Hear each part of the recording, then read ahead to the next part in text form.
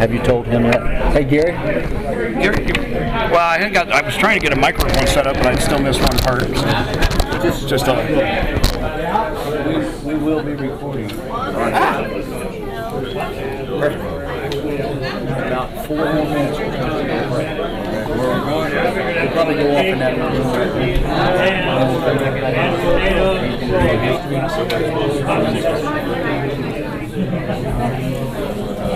Yeah, I have to start it now because it doesn't pause and start, so it's just going to record. I just delete whatever I want. You got 3 minutes. Have smoke and I get this.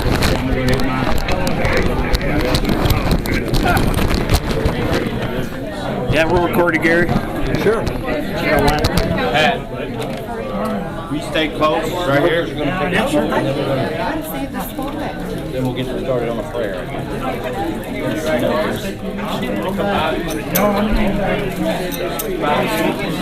Wait, you're talking to me? Here's some chill. I'll be all right.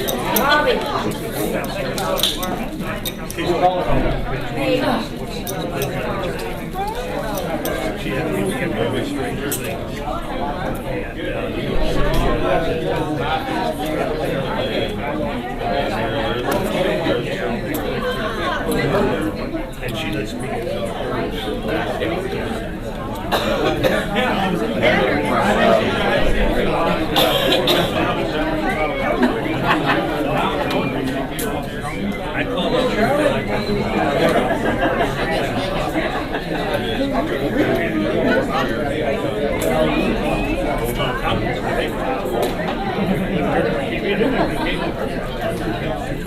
So you've been staying pretty busy, Greg?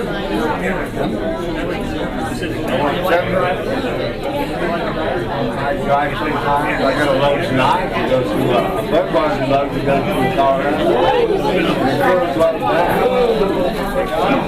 How you doing, man? They make money on it. But I can't get back in the back of the load. The tourist loads are all people down. No, I can't do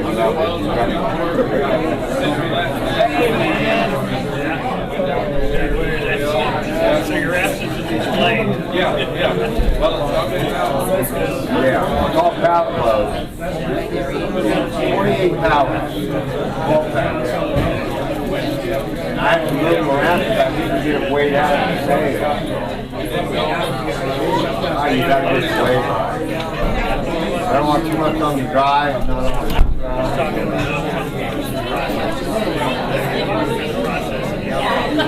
moving the fifth wheel around. Moving the driveway around.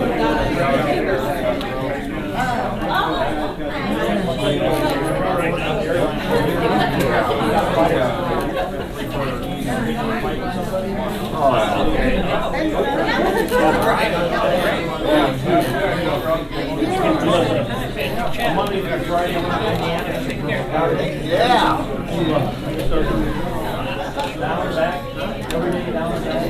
We got a load from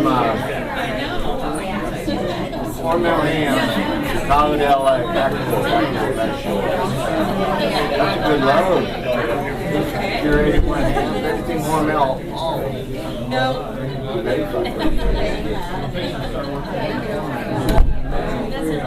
Corn distillery.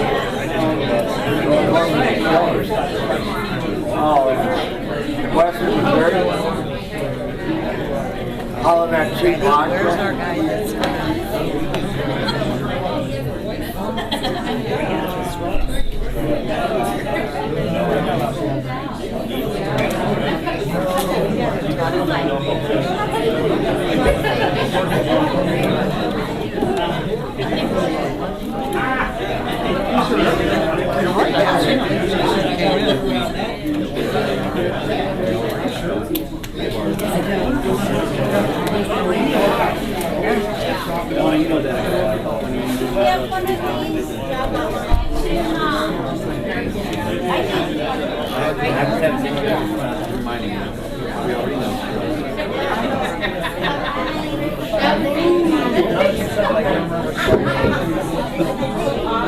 YouTube I taught. See, I know what year. I don't. They went to the night. I know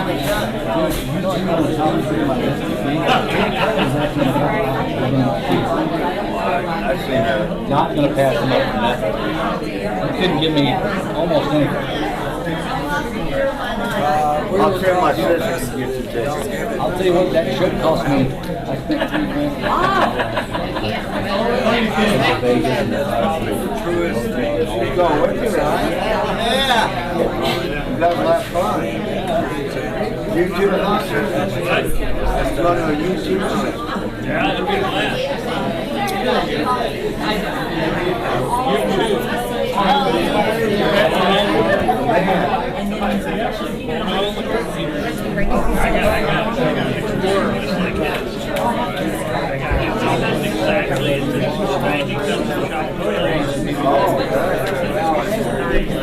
Oh, 33 years old.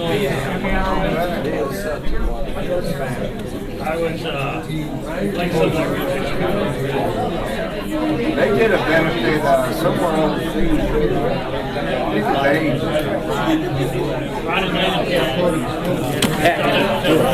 We're gonna go pray. Huh? We're gonna go pray.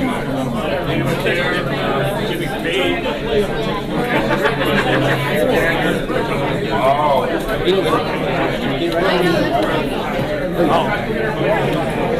You know, Mick Jagger was the hardest working guy in the world.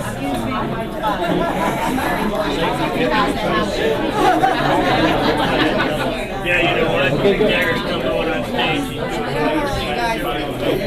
still going crazy. Just the stag? Just the stag. Got you. Yeah. Oh, just One more picture. Then we got pray. Hey! What are we doing?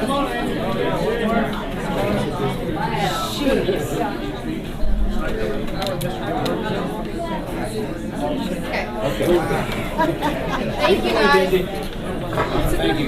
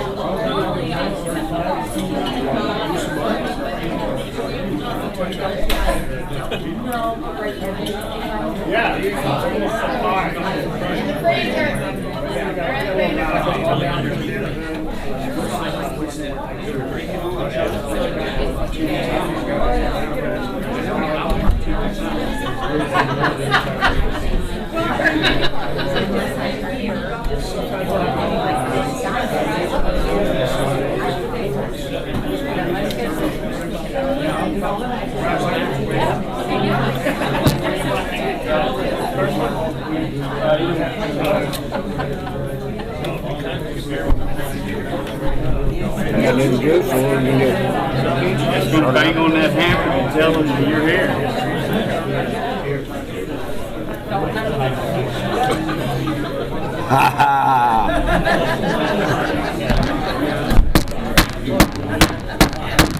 How y'all doing, folks? Welcome tonight. Everybody showed up for us. It's a great celebration tonight for our club. And I was just going to read a little bit about our founders that started us up, and I'll give you a little review of how many years I've been here and what it's done for me. But I'm George. I am an alcoholic. But this is from we got a picture in the window or in the room that I broke, but I got the message. But it says information obtained from Evelyn Rader concerning beginning of Shepard of the Hills AA group. Keith and Evelyn Rader moved to Branson from Springfield, Missouri. Keith had met a man from Branson through AA in Springfield. When Keith and Evelyn moved here, Keith got in touch with this man named Lloyd Shad Heller, well known to historians of the Branson area as the mayor and blacksmith at Silver Dollar City. His wife's name was Ruth, but known to Silver Dollar City people as Aunt Molly. Keaton and Lloyd, members of A, got together, formed a two-man A group, which met in the house of the Hillers. This is a small log cabin on Arcadia Club Road in Hollister. The two men met in the kitchen where the coffee pot was always on, and Evelyn and Ruth visited in the living room. This group had no name at this time. After meeting in Chad's home for a while, they moved the meeting to a building in Hollister, but they were not very long as a third person joined them. He was Father Brinkman, an alcoholic and pastor of the Shepard of the Hills Group Episcopal Church. Isn't that Pickers and Grinners? Was? All right. Soon he invited the others to meet at his church, and the group moved there. Hence, the name Shepard of the Hills Group became the name of the group. Soon the word got around at Silver Dollar City. There were several employees who were interested in stopping drinking, and they became part of the group. They often joked that if you were looking for a meeting, just go to Silver Dollar City. There would be one in progress there most any time. These pioneers of the branch group helped many an alcoholic to get sober. It took some longer than others, but eventually the group began to grow. The meetings were held on Monday nights from 8 to 9. There was an open meeting on the last Monday of the month, at which times birthdays were celebrated. Cake was provided for the first birthday, but after that you had to bring your own cake. Tough group. An Al-Anon group was started later and met at the same time in a separate room at the church. Among the first members was Colonel Wilcox, John Corbin, and Andy Miller, Silver Dollar City employees.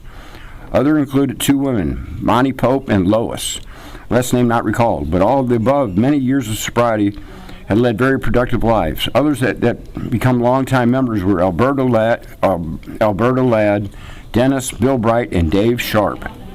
The I'm George Alcoholic. You know, this started so long ago with just so many small people, and to see how many people are here right now, these people have been really proud of it, you know. But, you know, I made this my home group 19 years ago.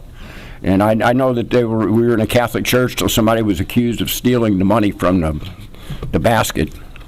So that's how we got over here. And we started over at Harry Cooper's in about 98 or something like that. And I came in 2003, and we just moved from over there to this building in 2004. So this group's saved my ass many times. You know, when I started AA, it was like, ooh, let's look at all the meetings. Well, Pickers and Grinners got 3, and I'm a 7-day-a-week, nighttime drunk, so I needed the meetings. So that's why I made this group my home group. And there's always a good message here, and sometimes there's not. But it's fun to be part of this group, because all the leaps and bounds, I shouldn't talk about the Serenity Club, but we're kind of both united in a way. So, I mean, like Greg Walker was very influential in our you know, goings on about here. That man kept us going. So he never said everything he did, but he was a great group member. He's the first one who gave me a key to the door. I was like, wow, I got a key to the door. I must be an alcoholic. He's like, no, somebody needs to open the damn door. I said, okay. But, yeah, the Shepard Hills group is like some of the people have been around here as long as I have, or maybe not quite as long, but remember like Richard the Mule Man? Great man. You know, I'll probably cry when I start saying these names. We got Don back there in the back of the group. He probably can't hear me. Right, Don? Yeah. But, you know, like Larry, like when the treatment center was down there, it was Larry Simmering there in the beginning. It was a detox, everything. So it was always fun to take people to detox because you didn't have to drive to Springfield. You know, you could just drop them off down here, you know. But Larry Simmering is a big part of the growth of all this down here, too. So, I mean, some of the names, I'll probably miss a few of them. But, like Little Bill, Mike, you never did tell me who my grand sponsor was to 8 months in the program. I'm still mad about that one. So, we had Little Bill in here. We had Bob Leslie, Jim Henry. There's a lot of these old guys who, when I came in, they had 10 and 20 years. And I've been on search to see them again, you know, and there are other groups right now.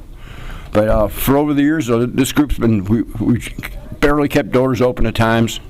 You know, AA does put a lot of money into this thing. You know, I mean, we don't have enough all the time. So some of the things we did was carnivals. You know, we had car wash one time, and it was great, because here it was, we had NA and AA working together. You know, and it was funny, because it's like, okay, meth heads, you're on the wheels. Alcoholics, you get to wipe down the cars and play with the hose, you know. But it was fun because we put a free car wash out, and it was donations only. We raised a lot of money. You know, so we always done a lot of crazy shit. We had a carnival one time. We had horses out there. You know, we had so much going on. It was great. You know, I mean, and the problem is with alcoholics, we never make money. we'll invest $400 to make $300, you know. So I remember a few of them days, you know. They're like, why do we do this? I fall on hamburgers. Hamburgers and hot dogs are expensive, damn it. Pasta's cheaper.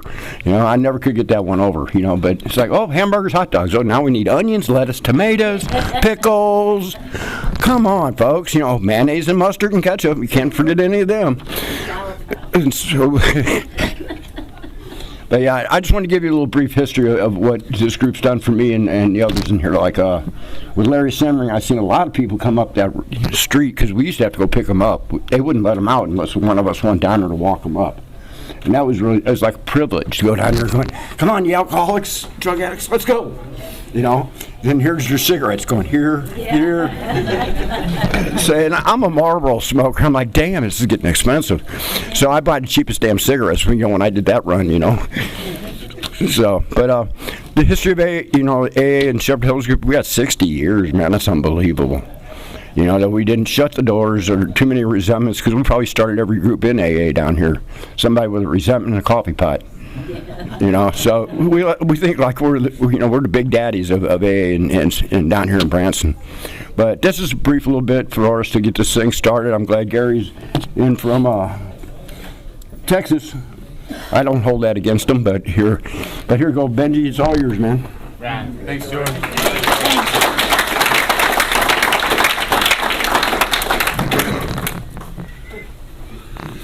I'm Benji and I'm an alcoholic. My sobriety date is March the 3rd of 2018, and Shepard of the Hills is my home group. We'd like to ask everyone who smokes to please smoke at least 10 feet from the door. Please turn off cell phones or place them on vibrate. Let us open the meeting with a moment of silence for the still suffering alcoholic, followed by the Serenity Prayer.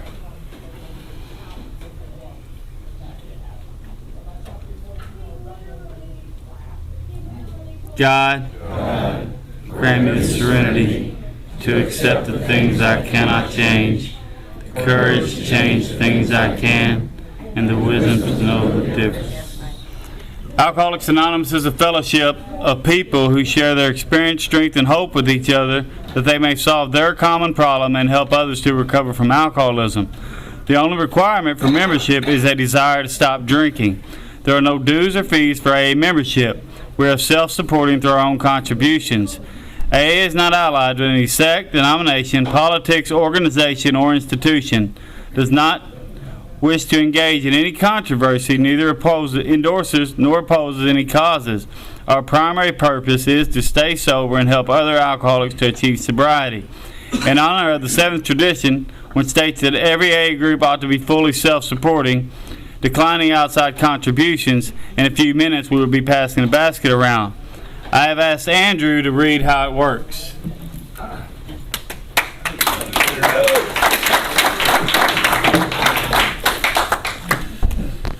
My name's Andrew. I'm an alcoholic. My sobriety date is October 25th, 2022, and Shepard of the Hills is my home group. This is how it works.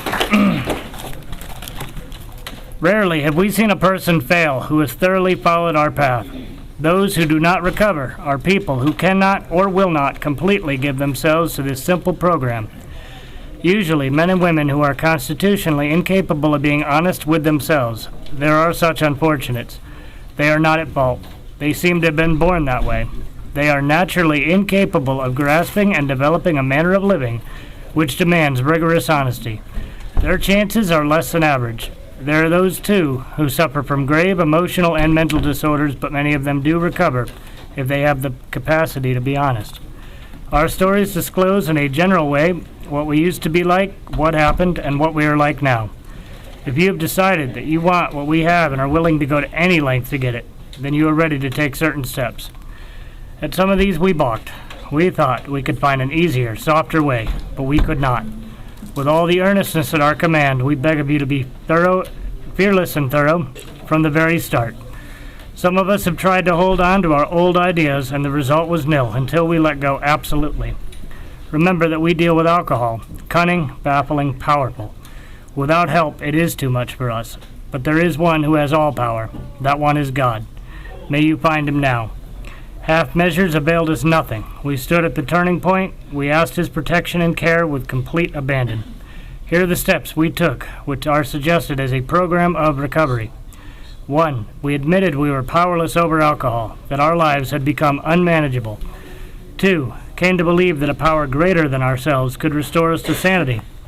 3. Made a decision to turn our will and our lives over to the care of God as we understood him. 4. Made a searching and fearless moral inventory of ourselves. 5. Admitted to God, to ourselves, and to another human being the exact nature of our wrongs. 6. Were entirely ready to have God remove all these defects of character. 7. Humbly asked him to remove our shortcomings. 8. Made a list of all persons we had harmed and became willing to make amends to them all. 9. Made direct amends to such people whenever possible, except when to do so would injure them or others. 10. Continued to take personal inventory, and when we were wrong, promptly admitted it. 11. Sought through prayer and meditation to improve our conscious contact with God as we understood him, praying only for knowledge of his will for us and the power to carry that out. 12. Having had a spiritual awakening as a result of these steps, we tried to carry this message to alcoholics and to practice these principles in all our affairs. Many of us exclaimed, "What an order! I can't go through with it." Do not be discouraged. No one among us has been able to maintain anything like perfect adherence to these principles. We are not saints. The point is that we are willing to grow along spiritual lines. The principles we have set down are guides to progress. We claim spiritual progress rather than spiritual perfection. Our description of the alcoholic, the chapter to the agnostic, and our personal adventures before and after make clear 3 pertinent ideas. A. That we were alcoholic and could not manage our own lives. B. That probably no human power could have relieved our alcoholism. And C. That God could and would if he were sought.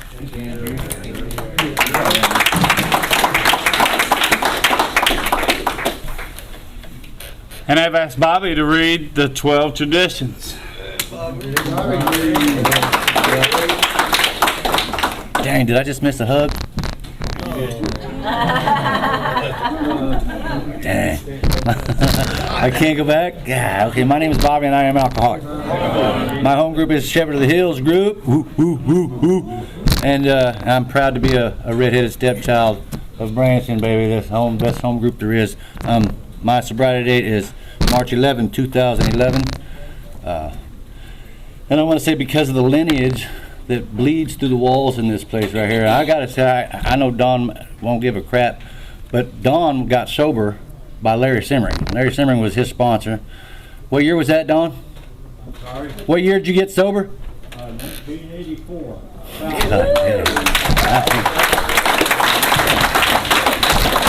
And who's your sponsor? Pardon me? Who was your sponsor then? My sponsor was Larry Simmering. That's right. That's a big goddamn deal right there. To me, that's a big goddamn deal, because that dude carried the light and lineage of Alcoholics Anonymous, and it still bleeds through the walls today inside you people. And I'm grateful to be a member of this group. The 12 traditions. Our common welfare should come first. Personal recovery depends upon AA unity. 2. For our group purpose, there is but one ultimate authority, a loving God, as he may express himself in our group conscience. Our leaders are but trusted servants, they do not govern. 3. The only requirement for AA membership is a desire to stop drinking. 4. Each group should be autonomous except in matters affecting other groups or AA as a whole. 5. Each group has but one primary purpose, to carry its message to the alcoholic who still suffers.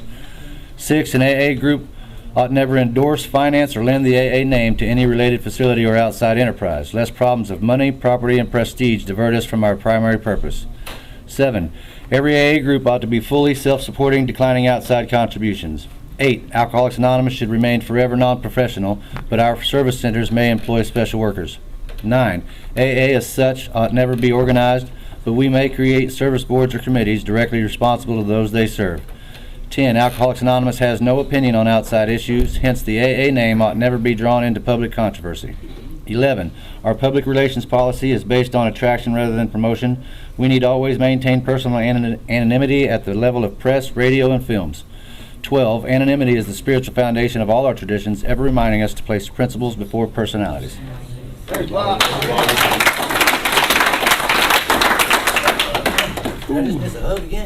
No, not that time.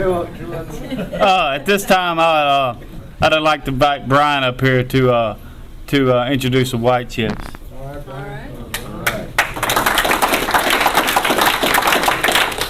My name is Brian, and I am an alcoholic.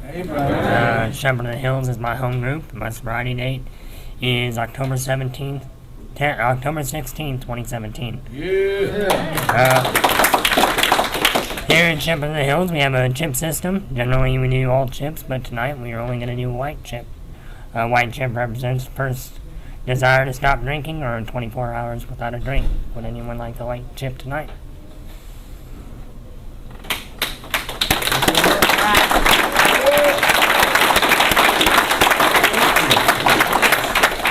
I'll pass it around and then hand it out after the meeting. Thank you. What's your name? What's your name? Heather. Heather? Welcome, Heather, welcome.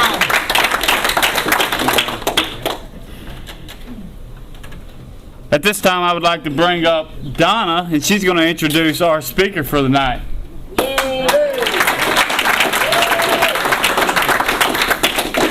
Well, I'd like to welcome you first, Heather. The most important person in this room. Very hard to come in, and especially to a room that looks like this. I'm Donna, and I am an alcoholic. I do not know the month, but my sober date is 2018, and Shepard of the Hills is my home group. Very proud to have this my home group. And just to give a little background, early on in my recovery, I found a podcast called Sober Speak. And I've begun to listen to that. A man named John M. does it. It's Alcoholics Anonymous and other, and it's speakers. And I've listened to well over, I think he has 300 now. I listened to everyone. And when this came up, I got the nerve to call John M. and ask if he knew anyone that could speak for us. And he gave me Gary Kay's email. I emailed him. He got right back with me. And we spoke. And it's quite an honor to have our speaker, Gary Kay, here on our 60-plus anniversary. So I'd like to introduce Gary Kay.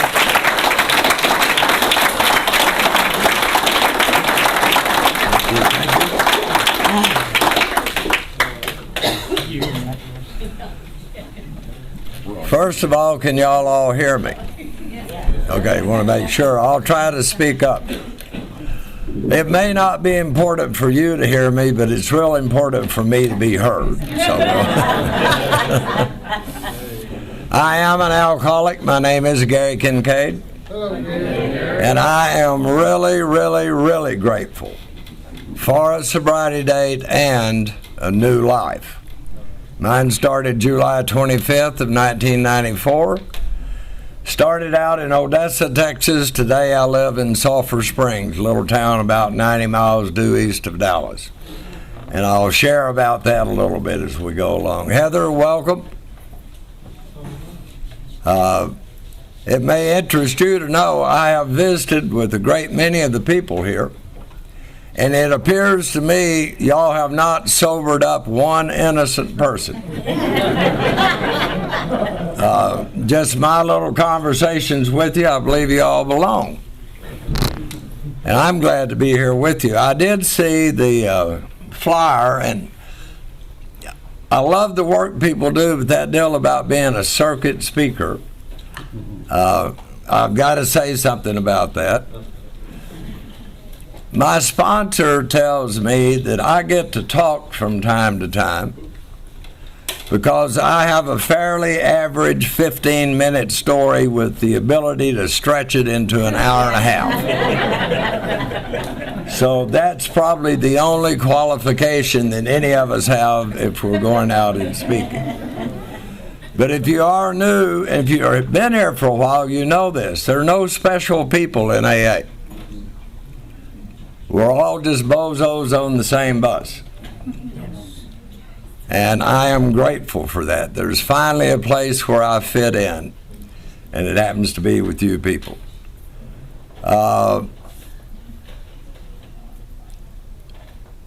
I believe this evening I'm going to share, of course, my story, and we're going to have the workshop tomorrow.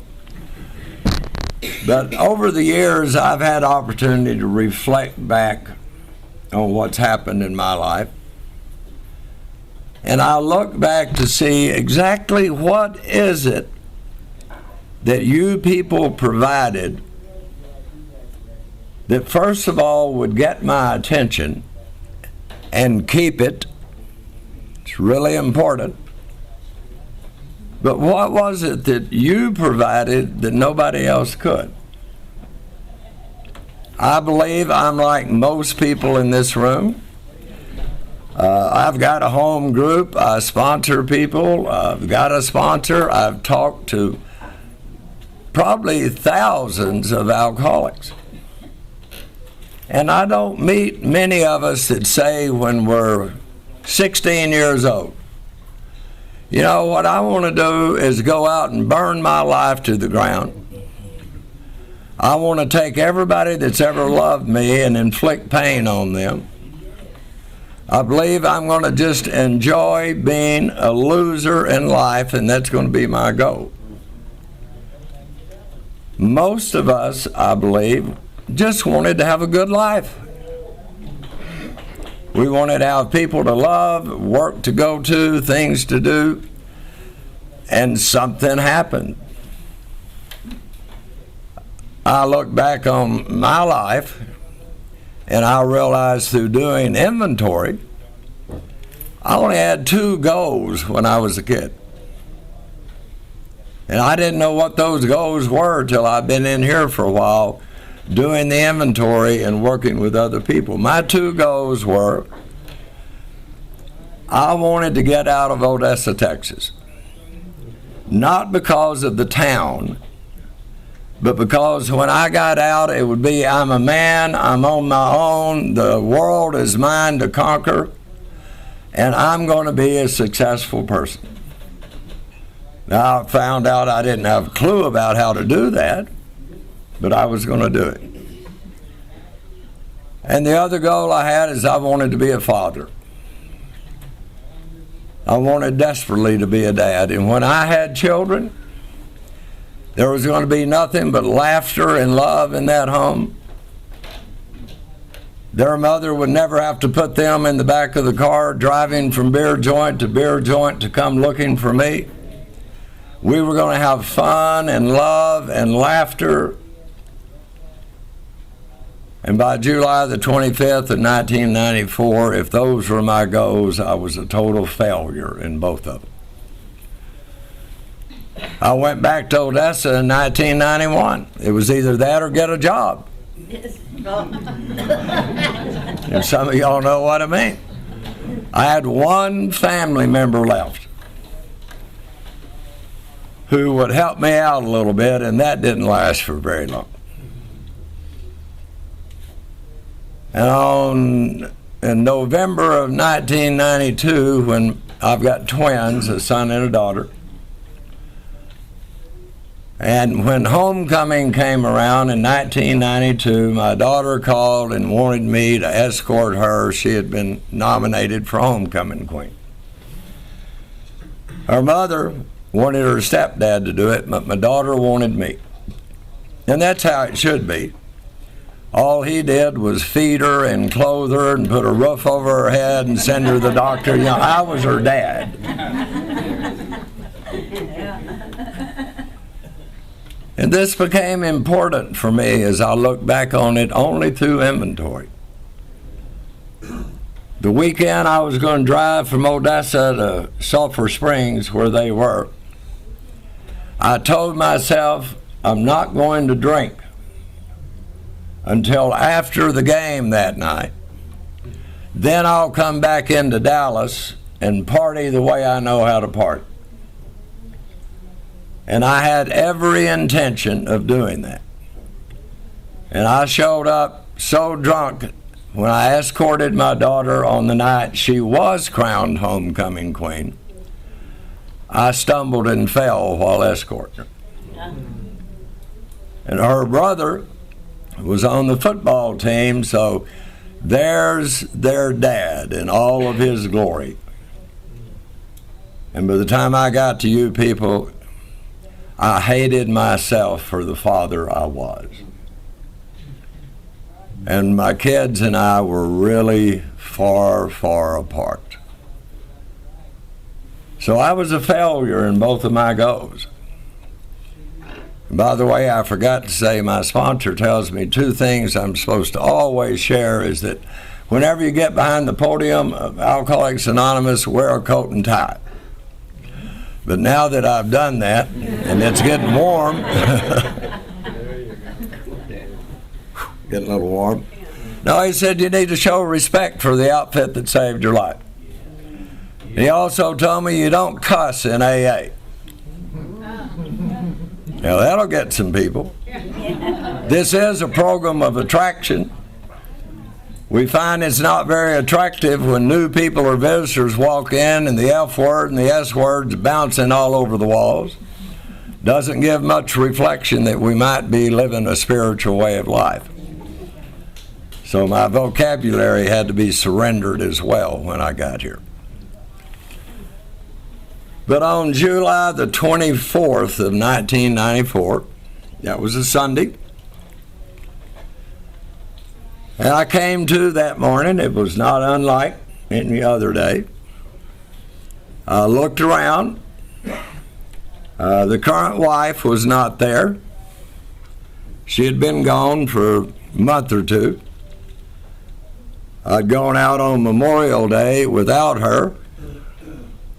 I'd met a young lady that night, and the stars that aligned, it was probably just God's will, you know how we use that in here. So we got together, and I took her to my house, and I forgot my wife was there.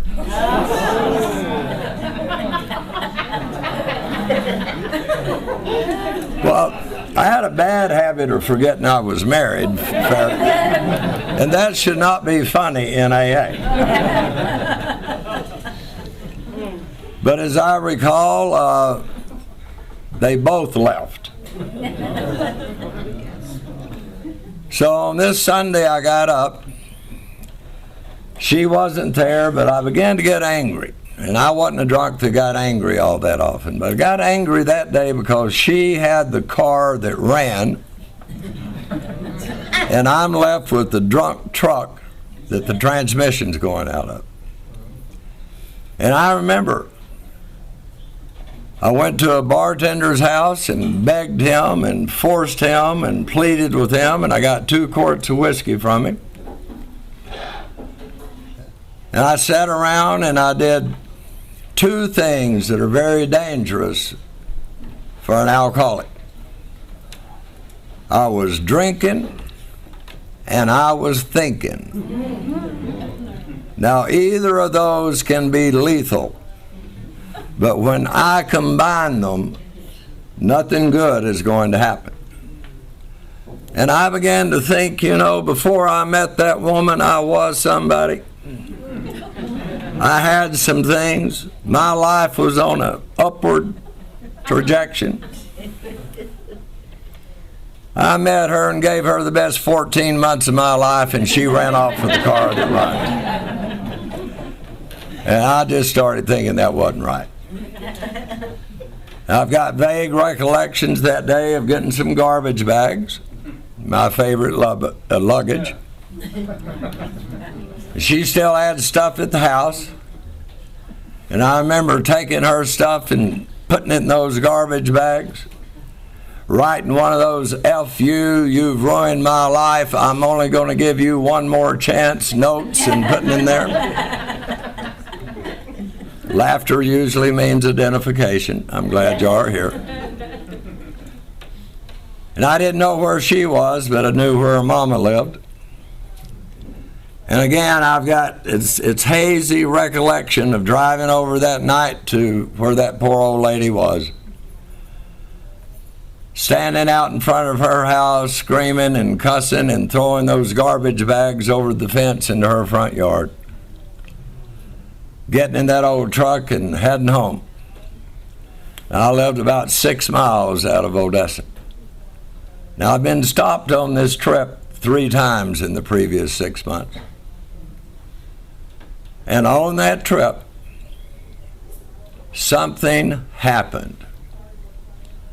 And I want to be very clear with this for new people. I didn't know what it was. I believe we've all had moments of clarity. Yes. I do not believe for a second in a God that only has one moment. If you miss out on that, everything's gone. I believe I had been having those moments my entire life. This just happened to be the first one that I paid attention to. I heard a voice, not out loud, just in my head, and simply said, "You're not safe." And I remember just being struck almost with terror. And for me, I think I was fortunate. You'll hear people in meetings saying that they got to where they couldn't stand to look at themselves in a mirror. Well, I'm the guy that never passed a mirror I didn't fall in love with. And so I had always lived in the delusion that I was okay and all I needed was the next big break and everything would come my way. But it's like in my case, in that moment, I got to see me for the first time for who and what I really was. An absolute loser and failure in every area of life. As a son, as a spouse, as a parent, as a brother, as an employee, as a citizen. I was an absolute loser, and it's like I got to see that all at once, and I couldn't stand the picture.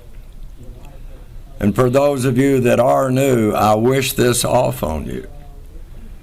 On page 25 of our book, it says, "We had come to believe in the hopelessness and futility of life as we had been living it." And I wish that for you. That's what it was for me. I didn't know those words at that time, but when our sponsor took me through that book, I didn't know if I believed in God on that day, but I believed in the hopelessness and the futility of my life as I'd been living it. I looked down. I didn't have the lights on. I'm probably driving all over the road. Had a half a bottle of whiskey between my legs. I gathered myself, turned the lights on, and started home. And in that second, I knew I was going to have to find AA. Now, I knew about AA. I was a parole officer at that time, soon to be fired. Yeah.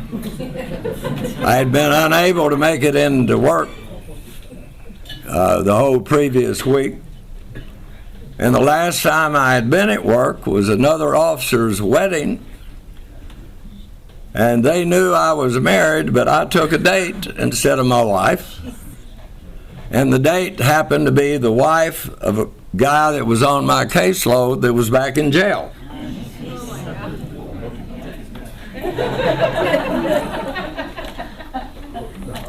You know, in the old days, I could say I was just trying to build her self-esteem, but that stuff doesn't work too well. But I couldn't get to work because I couldn't not drink. And I knew I would have to call somebody, and this is important for you that have been here for a while. I knew a man I knew a man in that community that was an active member of AA. He did not go shouting it from the rooftops, but if you were around Joe for 30 minutes, you knew that Joe was in AA. And I knew I was going to have to call Joe and present myself to him. I went home and I got the phone book out, trying to look up his number, and I had trouble with that because I was wearing contact lenses that weren't mine.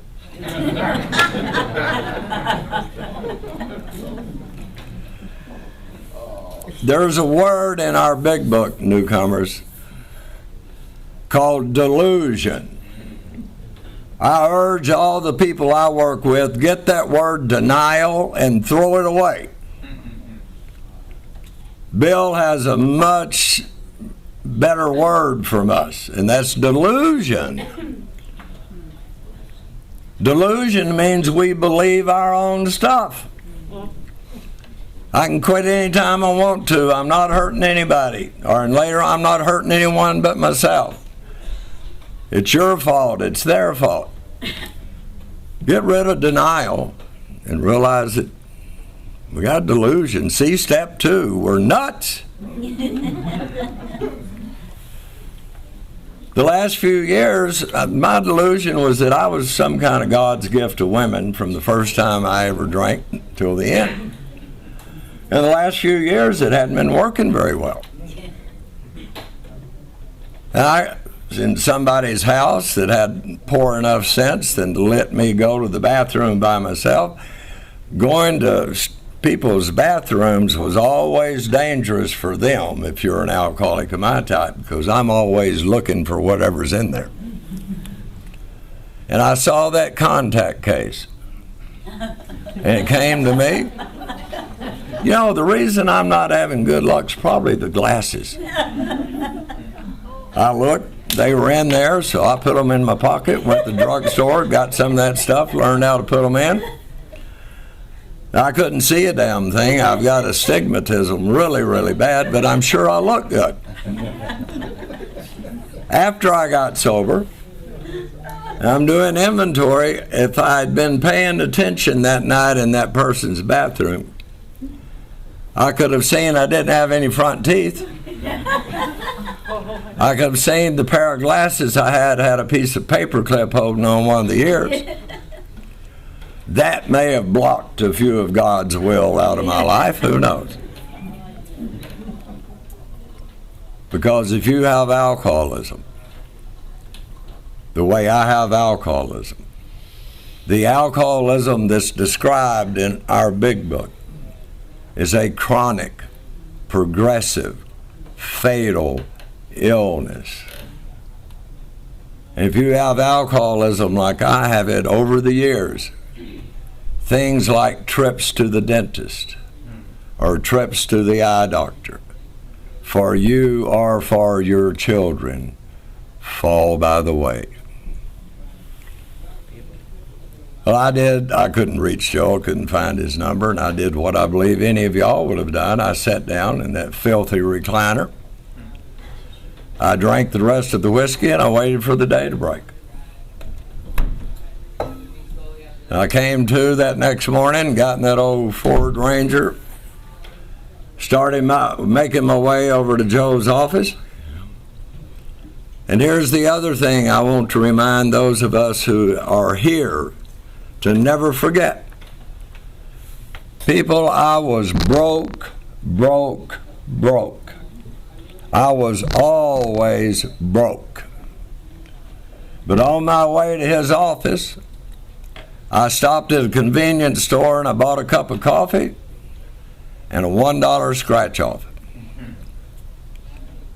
I will believe until the day I die, had I gotten a $10 winner, I never would have made it to Joe's office. $10 that morning would probably been enough to send me back to the liquor store instead of to Joe's office. That's how fragile the thread that each of us hangs by when we get brought in here or we come in here for the first time. It's a really fragile, it can go like that. And I want to be reminded that that's our purpose in here, is stay sober and help other alcoholics to achieve sobriety. And when somebody walks through that door, they may be on that fragile thread. It may be their last time to get to try this thing. And many people's last time is their first time. Because we must not forget, this is about life and death. Now, we have a lot of fun, but most alcoholics will never know about AA. Most people like you and I will die from alcoholism. Very, very, very, very few people get even the opportunity to do the two things that we need to do for every new person that walks in here. They get the opportunity to find out what's wrong with them. Now think about your own life. From the time I was that big, I've been having somebody tell me what was wrong with me. How about you? I've had parents and school teachers and neighbors and strangers. I've had wives that would talk to other of my wives with the message of, there's something wrong with him. And most of those people, and please, this is a message that no one ever ought to hear in the room of Alcoholics Anonymous. Most of those people would say it's the alcohol. If you would just quit drinking, everything would be okay. And far too often, that's what people hear when they walk into the rooms of AA. They'll hear things like, just don't drink and go to meetings. Now that may be a program, but it's not AA's program. If I could just not drink, why in the hell would I go to meetings? I had to know what was wrong with me. Those were all good people. I mean, I'm a guy that had every opportunity in life that anybody could have. I left Odessa, went off to college, the first person in my family to go to college. Went down to Texas A&M, didn't drink until a month before the end of the freshman year. My mom had asked us to promise not to drink in high school, and I made and kept that promise until April the 21st of 1966. Aggie Muster Day. It comes the same day every year, so I can remember it. I graduated. While in college, I met a beautiful young lady. We married. I took the LSAT, got accepted to law school at SMU, and went up there. And while on the visit, changed my mind and went to the seminary. And I went to seminary at SMU, and I'm to become a Methodist pastor with a beautiful wife. Nothing but a future. A few years into that marriage, we have these 2 children. But what I didn't know, or what anybody didn't know, is that I had a deadly case of alcoholism walking side by side with me through everything that I was doing. And if you are new, or if you've forgotten this, for me, there are 3 things that we discover about what's wrong with us before we can apply the solution. And I found those out by getting taken into that meeting. Joe left his office that day, took me to a meeting. He took me. He didn't say, here's a schedule or here's a bunch of phone numbers. He put me in his truck and he took me. I don't remember anything of the first meeting. I'm detoxing pretty good by then.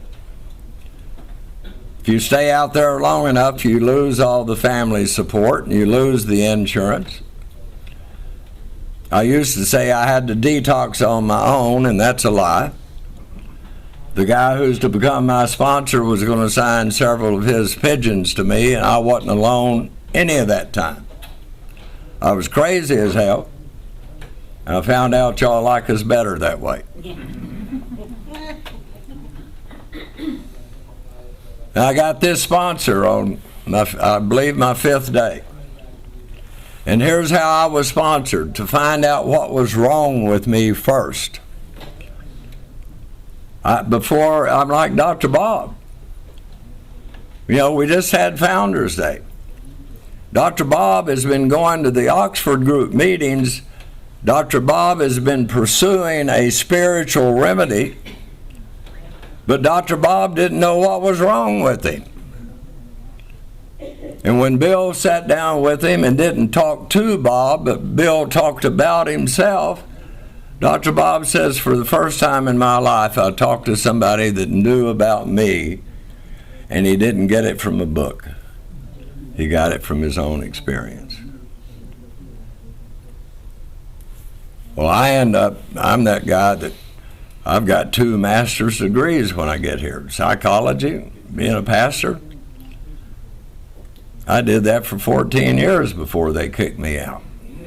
We were talking earlier, somebody said, I didn't know they'd kick you out of the church. If you do what I did, they'll damn sure kick you out. Lots of amends had to be made, but you know, the drinking of we came to a terrible misunderstanding about the laying on of hands. And I was on the wrong side. And a lot of damage was done, and a lot of hurt was done, and a great many amends had to be made. And those amends had to be lived out over periods of years. But I've got all that education, I still don't know what's wrong with me. I tell people the more I knew, the drunker I got. Because nobody in the professions knows what's wrong with us. Well, Jerry sat me down. He listened to me for about 4 hours. He met with me twice. And he got every bit of information out of me that a man could get. And I guess I wanted to talk to somebody, so I'm just giving it to him. He listened intently to me, and he never listened to me again after that. I hope you get a sponsor like that. He remembered what he heard, and from then on, he used it against me.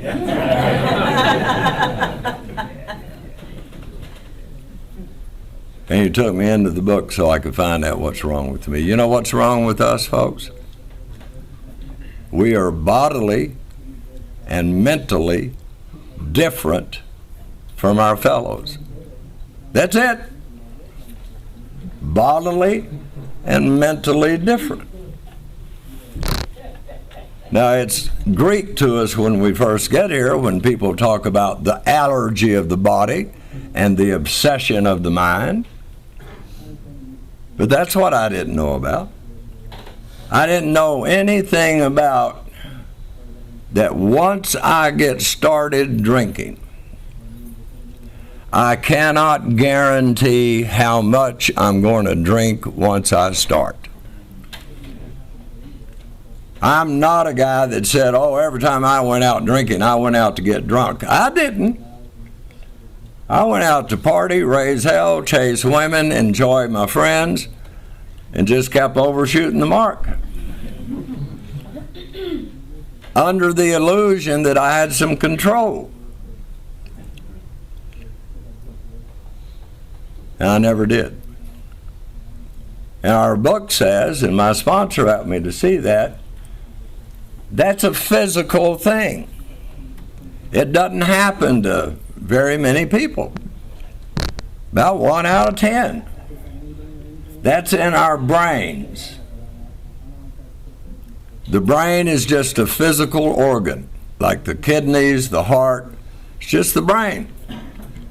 There's nothing wrong with my brain or your brain other than with respect to ethyl alcohol. There's something about my brain that processes alcohol differently than 9 out of 10 people. That's just a fact. And whenever that kicked in your life, whether it was from the first night out or it happened 5 years in, it doesn't matter. Once that occurs, it's never going to change. That's the chronic word. And there's nothing wrong with you other than that. Do we have any Al-Anon family members in here? Thank you. We're not any different than any member of the Al-Anon family, other than there's something different about my brain that processes alcohol that doesn't happen in theirs. Read the doctor's opinion. And there are 2 of them there. And Bill's got a little writing between the 2 letters from the doctor. But if you read the doctor's opinion, you must remember that the doctor had only one thing to offer. You remember the one thing? Absolute abstinence.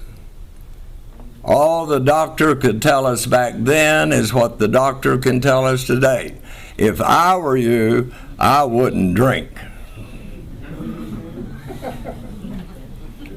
Now, most of us are not that stupid. We know after a while there's a problem. But we miss out on the mentally different, that which we call the obsession of the mind. And it's in our first step. We admitted we were powerless over alcohol. Anybody in here agree with that for your life? That's saying that once I pick it up, and I've got enough to drink in the situation. Now, any of us could go out to lunch one day and have, say, no, just 2, and I'm going home. Yeah. But we usually ended up getting away from those people and going to drink the way we wanted to. But once I get started, I'm powerless over alcohol once I put it in my body. Our lives became unmanageable. When I got here, I thought that was the divorces, the legal problems, the family problems. No. What our book is saying, the unmanageable is, not only am I powerless over alcohol when I'm drinking it, I'm powerless over it when I'm not drinking it. And how do we know that? Nearly every one of us has had periods of physical sobriety. Detox, treatment, hospital, jail, running out of money. We've all had periods where we're physically sober. And when I'm physically sober, I cannot crave the alcohol. The craving is a physiological thing. So the problem is that when I am physically sober and I drink again, that's not out of the bodily difference, that's out of the mentally different. I drink again on a totally sober mind. I bet you do too. You see, we all have a brain, but we also all have a mind. They're different things. The brain is just the physical organ. The mind is my beliefs, my perceptions, my opinions, my attitudes. God and AA cannot or will not change my brain. I will always have a brain that once I start to drink it's going to crave another drink. What this program says to people like me is, buddy, you better find a way to get your mind changed or you're going to get drunk again. And they use my own life experience to tell. I've sat across that kitchen table from my mother with her crying and begging, and I promised, and if they had put a polygraph on me, the needle wouldn't have moved.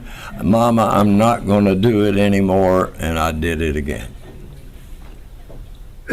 Those kids started when they were 6 years old. Daddy, please don't. And I'd say, kids, I won't. And I did it again. Step one is a bad step, folks. There's nothing sweet about it.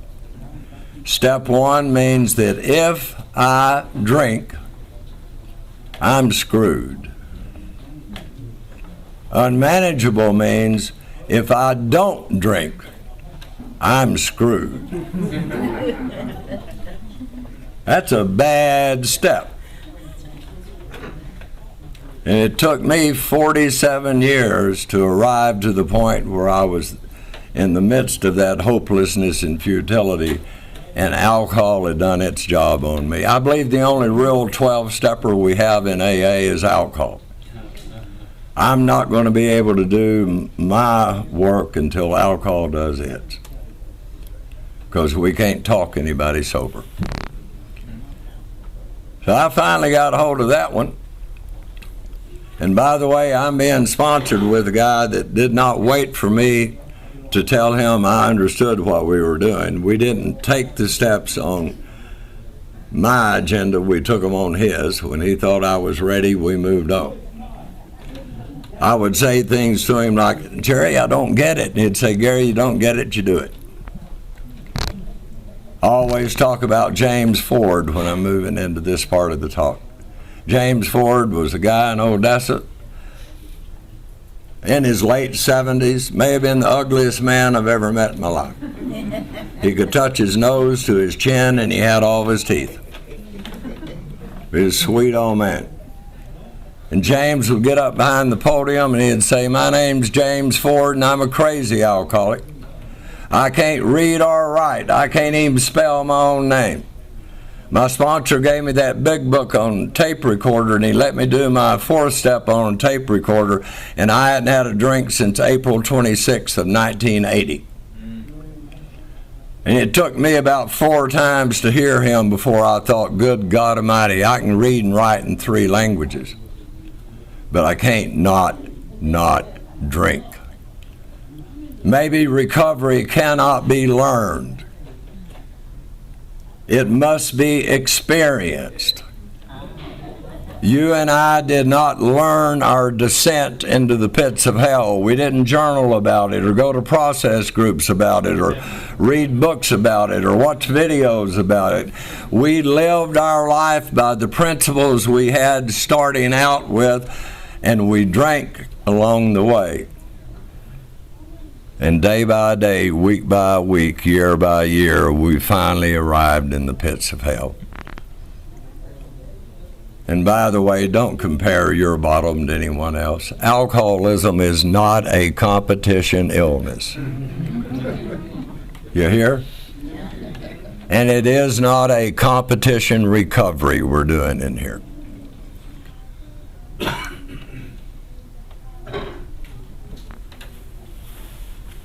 Jerry said, you're going to have to do the work to get the results. And if we wait till you understand what you're doing, you'll never do it. So he got me, I think about the 3rd time we met, to page 44 in our book.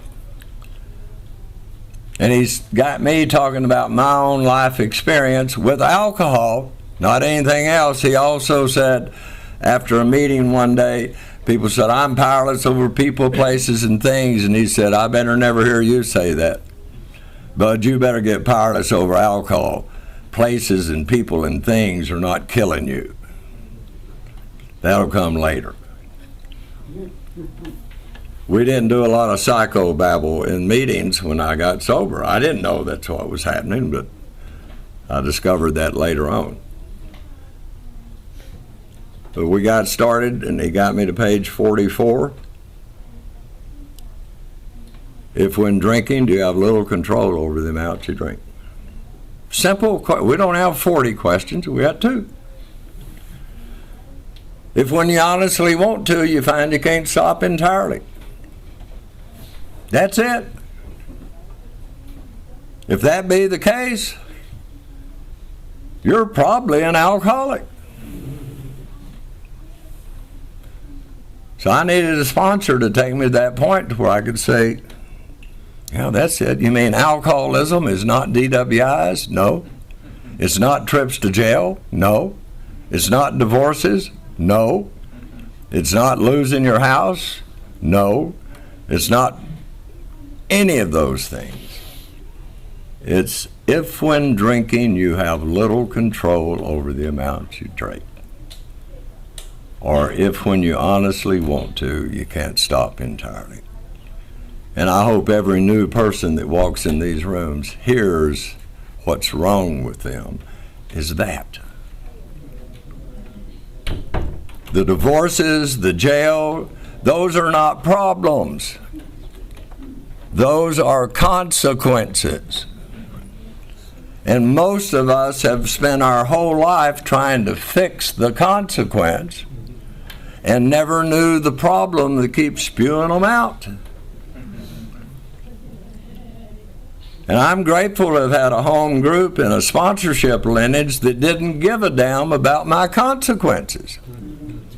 Now, I found out later they did, but they couldn't let me know because I would be a victim to those.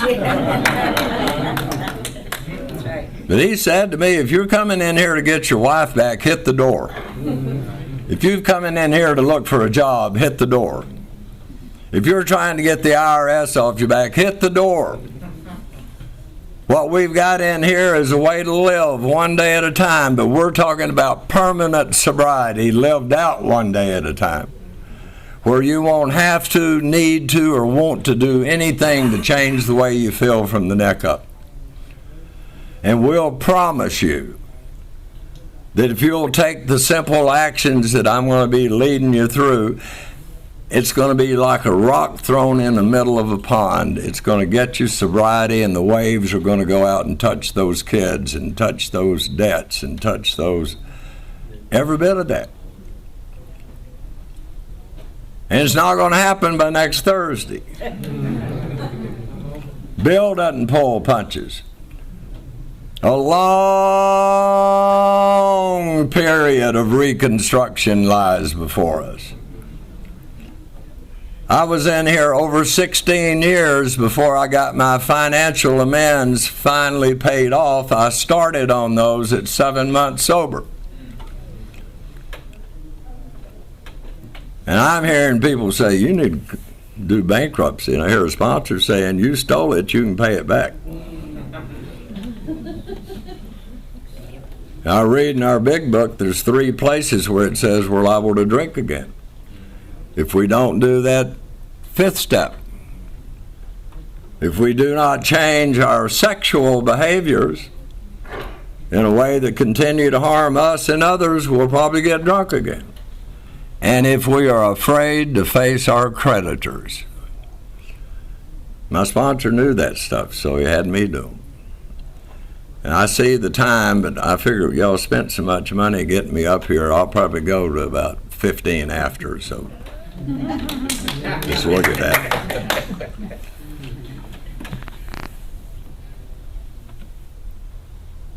I would go to meetings 3 times a day.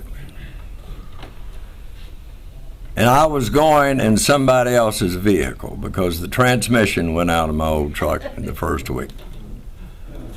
I hated being 47 years old with 3 college degrees, and I'm having to ask somebody that can't even spell cat if you spot them 2 letters to give me a ride.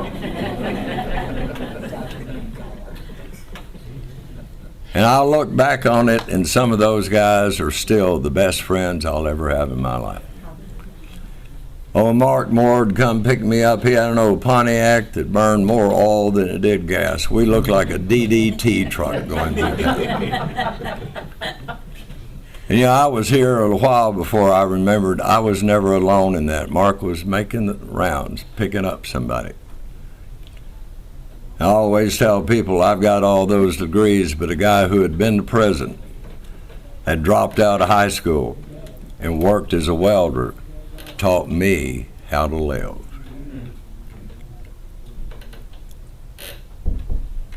I'm grateful that we're people that normally wouldn't mix, but we mix on what? Again, it's page 25 of the book. It tells us what we have in common is not our drunk logs. Everybody's got a drunk log. Everybody's got some wreckage. That's not what holds us together. What holds us together is that we have a common solution. And there on page 44, when it says you're probably an alcoholic, if that be the case, you're suffering from an illness which only,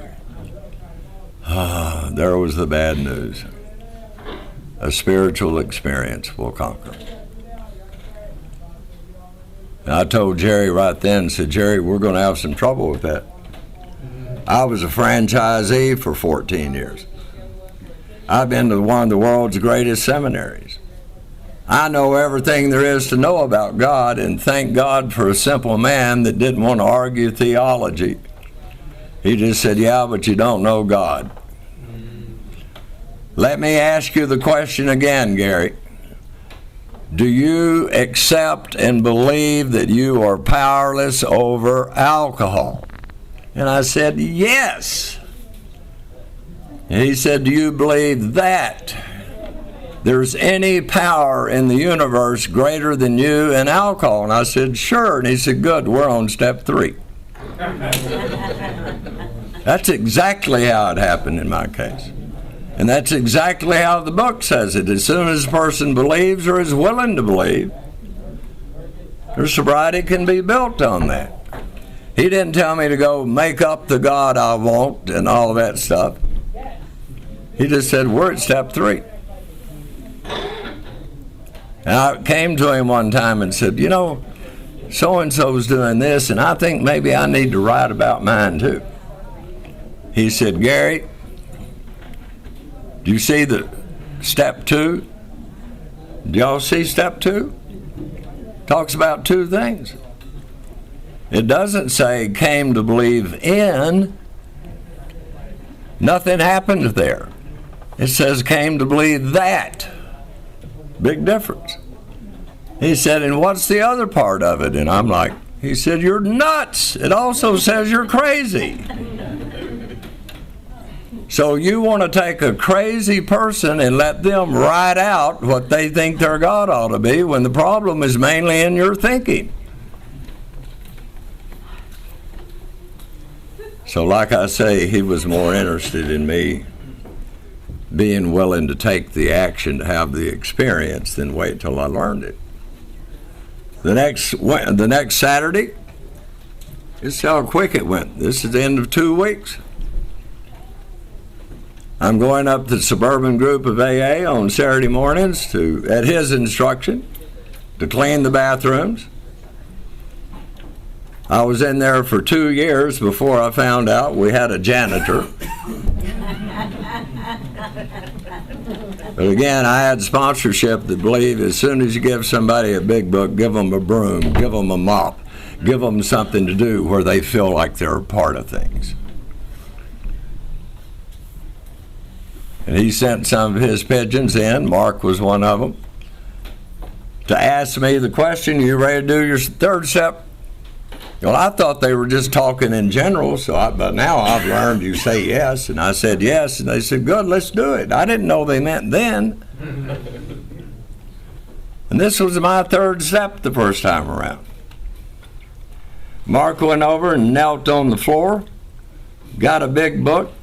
Alan walked in about that time, said, what are y'all doing? He said, Gary's going to do his 3rd step. Great, I'll do it with you. He went over and knelt on the floor. I'm a quick study. I knew they didn't want me to come bless them. So I went over and knelt on the floor, and Mark put his finger on the prayer. And I read the prayer as quick as I could, and I got up as quick as I could. And my only experience then was the floor at Suburban is hard and my knees hurt. And I was scared to death somebody was going to walk in and see me with two men on the floor with us sitting there hugging and praying. And what I'm going to discover later, folks, is y'all have introduced me to a God that takes my actions a whole lot more seriously than I do. This thing is not about into thinking or into getting or into understanding. It's about into action. Yeah. The most powerfully consistent word in our literature is action. Action. The next Saturday I went to his house. He set down a yellow notepad. We've already listened to Joe and Charlie. He's gone over the fourth step with me, and he said, I'm going to town. I'll be back in a few hours, and we'll do your fifth step. Oh, wow. Now, I've been to just enough meetings to know that ain't right. Because I've heard people say, you better wait till you know what you're doing before you do that inventory. You know, a resentment is just like a malignant tumor in my life, metastasizing onto my children, onto my friends, onto my work, onto my family. Yeah, I think I'll do nothing about that for about a year. I believe I'll study the nature of it before I do the work on it. We need these things removed. I did that fifth step. And I didn't have one of those God is with you moments. I saw my life in black and white, and I couldn't stand what I saw. When I went home to do that sixth and seventh step, and I looked at that and saw the best I could do with my life was that. That's when I went back to that third step prayer. God, relieve me of the bondage of self. Right there it is in black and white. Yeah. I'm in bondage to that. That victory over my difficulties might bear witness to those that I would help and love and serve. There's my kids, there's my brother, there's my friends, there's my parents. I was shown very early in here, you'll hear people say you have to do it for yourself, and that's a lie as far as I'm concerned. I did everything in my life for myself. We do this program for others. I have to do it myself, but I'm doing it for them, not for me. For me, this is not a program of you've got to learn to love yourself before you can love others, or forgive yourself before you can forgive others. That ain't in the book I read. I damn near love myself to death. But I saw that, and that's when that third step prayer had deep meaning. Well, we went on through the next Tuesday night. We met and we did my 8th step list. He had a bigger list than I had. Once again, he had paid attention. I had a sponsor that didn't believe the step said whenever, it said wherever. He said, you know where these people are.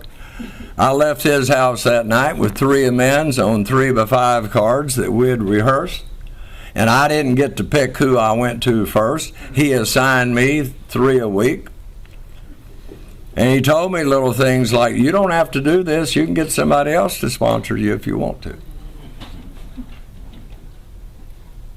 And I had to make them all face to face. That's why it took me 7 months before I could get the money to go to East Texas where the kids and their mother and all that was. I had to make direct amends. I had to repay money with money and love with love. My brother said, when I asked, do you know how much I owe you? He said, oh, don't worry about it. Just stay sober. Whew. I told that to Jerry, and he said, you go back and find out. Herman, I need to do this. Do you know how much? He said, I know exactly how much. And he came out of the office with a piece of paper. He had it all down. If they tell you it ain't about the money, it's about the money. And I couldn't do things other than money orders. I owed him $14,000. And Jerry said, you don't miss the chance to give that money order. And put a little note in with each one of them. So we got started on that. Excuse me. Well, I'm going to meetings. I'm loving AA. Just 2 more stories and I'll stop. And my allergies may stop me before then. I finally got a job. I got a girlfriend. Got a used transmission. Life's going, it don't take long. We got good news and bad news in AA. The good news is AA works. The bad news is AA works. And you might be tempted. You might be tempted to believe you did it.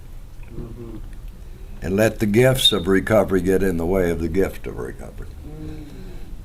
I got a sponsee that saved my life. Sorry about that, folks, but I gotta tell this story. Old man, about as old as I am now.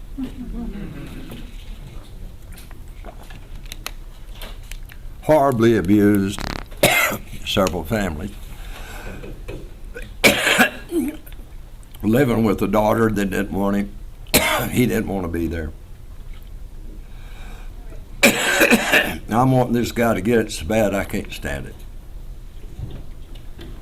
Took me about 6 weeks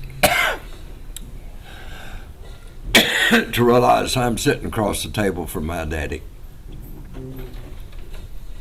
Everybody I ever hated, everybody I ever resented, everybody I ever feared, I've met them in these rooms, and I love them in here.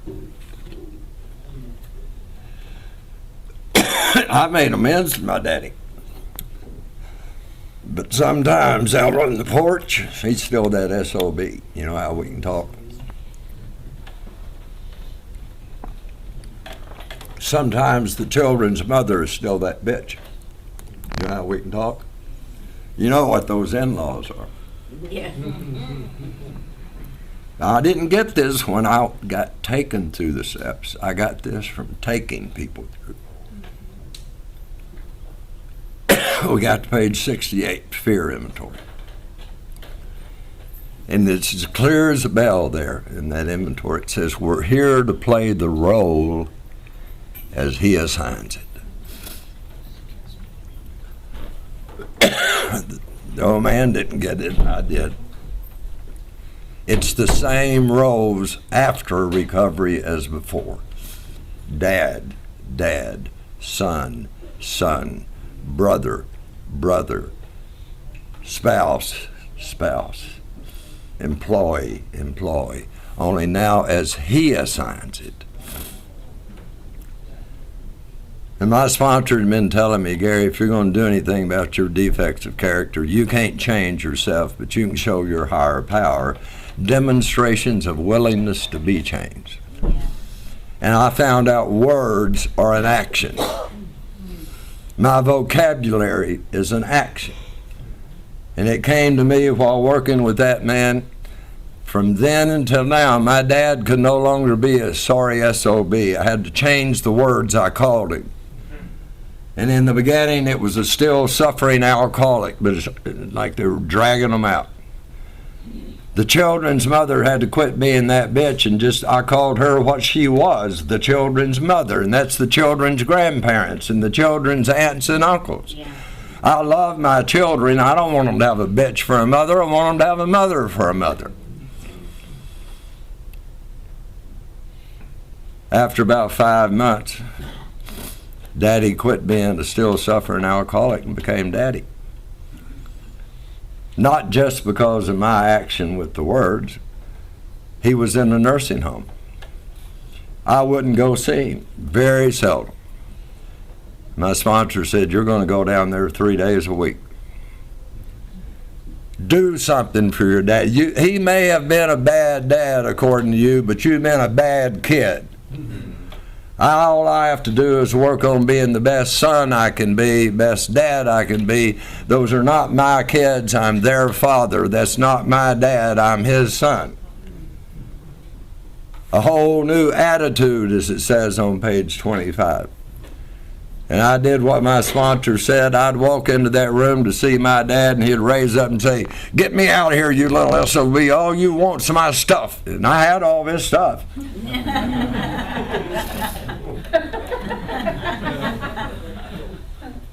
I walked in one day with a rag and a razor and some shaving cream and some hand lotion.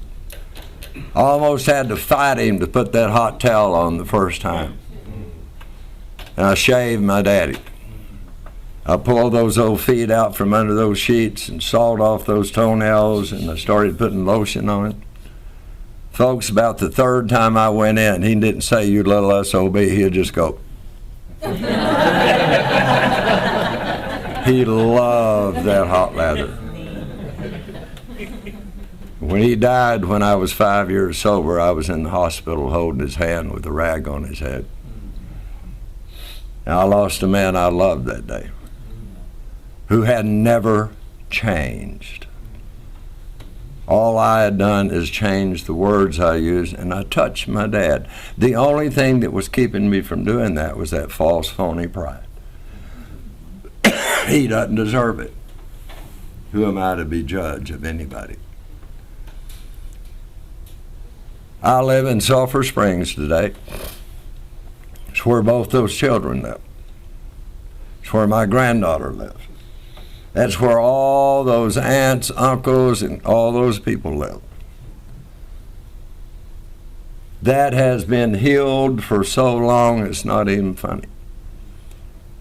It took about a few years with my daughter. It took about 15 years in total with my son. And during that time, he would cuss me like a dog sometime. I'm not one of those that says, well, I'm going to set boundaries and you can't talk to me that way. He can talk to me any way he wants to. I'm not here to tell him how to be a good kid. I'm here to just be the best dad I can be. And today, we're like this. Like I say, it took a long time, but 15 years is not too long to wait for something that's not going to happen anyway. So we got a real simple, pragmatic, practical program, and let's don't louse it up. Read Dr. Bob's farewell address from time to time. These Freudian concepts, and maybe they're interesting to the mind, but our book says we've got precise, specific, clear-cut directions. Give those a shot sometime as a way of living. What I found out, and I will end with this, thanks for the patience while that went away.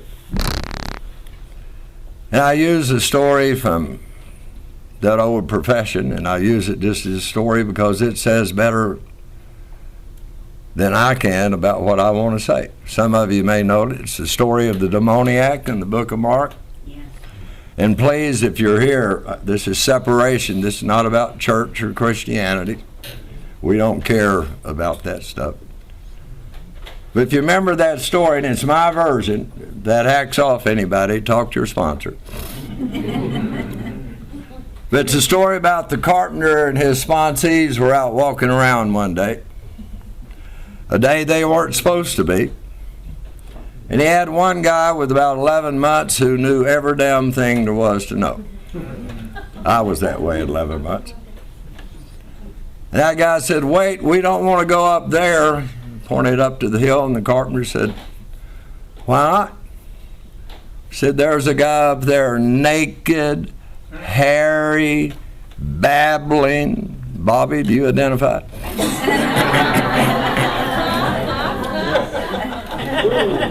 I do. I identify. If you read that story, the carpenter went up to him and he asked him 2 questions. And that's what y'all asked me. He didn't say, good God Almighty, God, look at this, you did this to yourself, you're the only one to blame. People, this is an illness. There's nobody to blame, including us. When we make amends, we don't make amends for drinking. We make amends for selfish, inconsiderate behaviors. And drinking didn't make those things happen. I was selfish and inconsiderate in all the times I was sober. But he asked him 2 questions, and that's what y'all asked me. He said, do you want to be the way you are? It's a pretty simple question. Jerry asked that of me. Do you want to be the man you are? Are you satisfied with this? No. I want to be anything except that guy. And that man told the carpenter, no, he didn't want to be that way. And then he said the powerful question in AA, what's your name? I hope to God nobody ever walks into one of your meetings that somebody doesn't ask them that question. Get a name and give a name, get a number and get a number, and we call them. Read your big book. Every time there's a sober and a non-sober person, the sober alcoholic makes the approach. We don't wait to, well, I don't know if they're ready or not. Yeah. It's about life or death. Then you read this story, and the carpenter did for him the same thing that y'all did for me, and the same thing that we do in AA, the solution. He took that which was within him that was killing him and cast it out of him. That's what y'all did for me. This is a spiritual walk. Spiritual living is always addition by subtraction. My whole life I've been looking for something to add to make me okay, something out there, and I get here and find out I got to have things removed. And y'all call them resentment and self-pity and fear and hatred and self-loathing. Now, I didn't know how to get rid of that. That's what 4 through 9 does. We had a lady in my home group that every time she finished her share, she'd say, all you need is more God. And it's like somebody running fingernails over a chalkboard for me. You young people, Google chalkboard.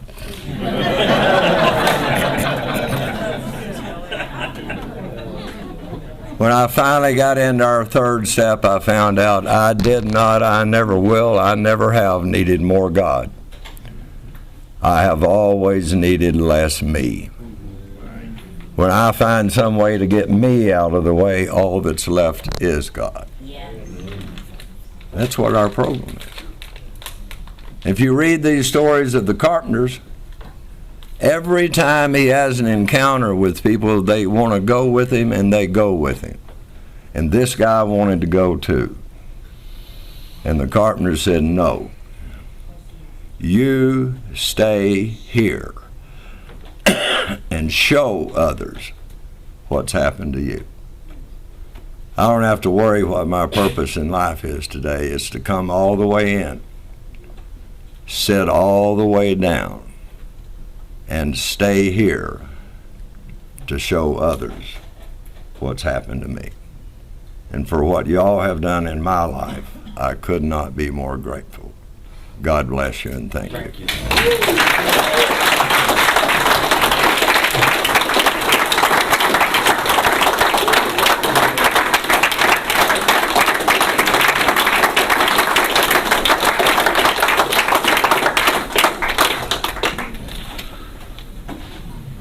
Thank you.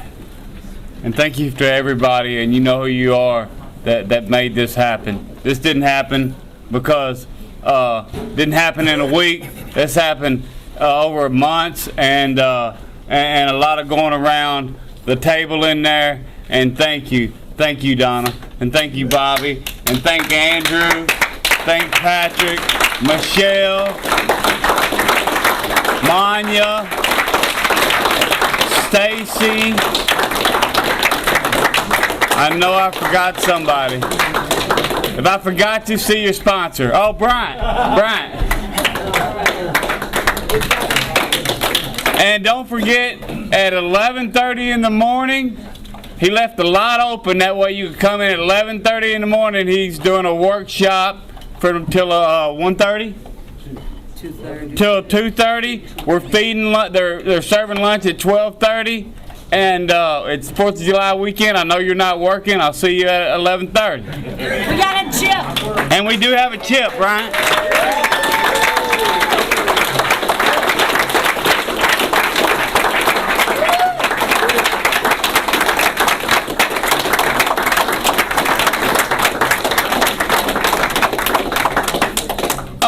Remember to clean up the room and the kitchen before you leave. If you need help or are interested in making Shepherd of the Hills your home group, see me after the meeting. Remember that anonymity is the spiritual foundation of all our traditions, so that what you hear here, let it stay here when you leave. And we will close with the Lord's Prayer. Let me get over there.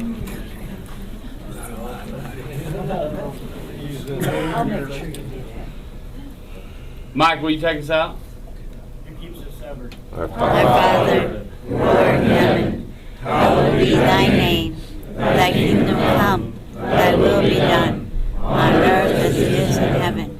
Give us this day our daily bread, and forgive us our trespasses, as we forgive those who trespass against us. And lead us not into temptation, but deliver us from evil. For thine is the kingdom, the power, and the glory forever. Amen. Keep coming back. Work. Everybody.